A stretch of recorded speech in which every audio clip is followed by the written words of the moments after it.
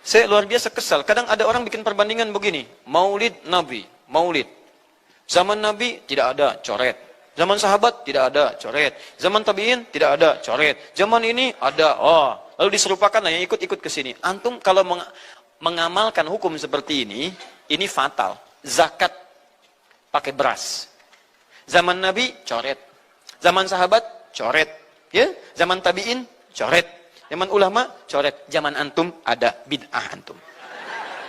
Katanya antum itu bid'ah. Saya luar biasa kesal. Kadang ada orang yang bikin perbandingan begini. Maulid Nabi. Zaman Nabi tidak ada, coret. Zaman sahabat tidak ada, coret. Zaman tabi'in tidak ada, coret. Zaman ini ada. Kalau begitu dia bid'ah. Jadi katanya kalau antum kalau mengamalkan hukum seperti ini fatal katanya. Zakat pakai beras diberi contoh. Zaman Nabi coret. Zaman sahabat coret. Zaman tabi coret. Zaman ulama coret. Ya zaman antum ada, berarti antum bid'ah pakai beras. Ini pertama masuk di dalam hal yang dia menyelisihi kaidah yang sudah jelas. Itu benar kaidahnya. Tidak ada di masa Nabi dan para tabi'in. Tidak ada di masa Nabi, para sahabat, para tabi'in. Dari hal memang diterangkan. Yang tidak ada itu kayak bagaimana bentuknya. Dari hal yang di masa Nabi itu sebabnya ada. Konsekuensi hal yang menyeru untuk melakukannya itu ada. Dan tidak ada penghalang di masa Nabi. Yang seperti ini itu tidak bisa menjadi syariat. Pasti dia masuk ke dalam bid'ah. Ada di masa Nabi. Bisa dikerjakan. Sebabnya ada. Diperlukan. Tapi tidak dilakukan oleh Nabi dan para sahabatnya. Maka itu apa? Masuk di dalam bid'ah. Atau hal yang ditinggalkan oleh Nabi, para sahabat, para tabi'in. Memang mereka sengaja meninggalkannya. Maka ini siapa yang mengerjakannya berarti dia adalah apa? Adalah bid'ah. Ini memang kaidahnya di situ. Jangan bolak-balik. Memang betul. Yang tidak ada di masa Nabi itu bukan bid'ah. Mobil tidak ada di masa Nabi. Bid'ah atau bukan mobil? Bid'ah secara bahasa. Tapi secara syar'i apa? Tidak. Dia dibolehkan. Ya, jangan masuk dalam pembahasan itu. Fokus. Katanya fokus. Ini keluar pembahasan. Terus memberi contoh beras. Ini saya nggak tahu zakat apa yang diinginkan. Kalau diinginkan zakat adalah zakat hasil bumi, maka beras masuk di dalam keumuman ayat. Wa atu haqqahu yawma hasadi.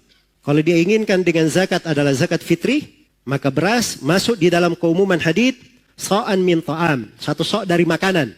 Bukan gandum, bukan ini. Tapi makanan. Makanan, beras masuk makanan atau bukan? Makanan. Berarti ada dalilnya dari Al-Quran dan hadits. Jangan langsung bilang, oh tidak ada di masa Nabi. Dari mana dia bilang tidak ada? Ini karena kurang detail di dalam apa? Melihat dari dalil-dalil.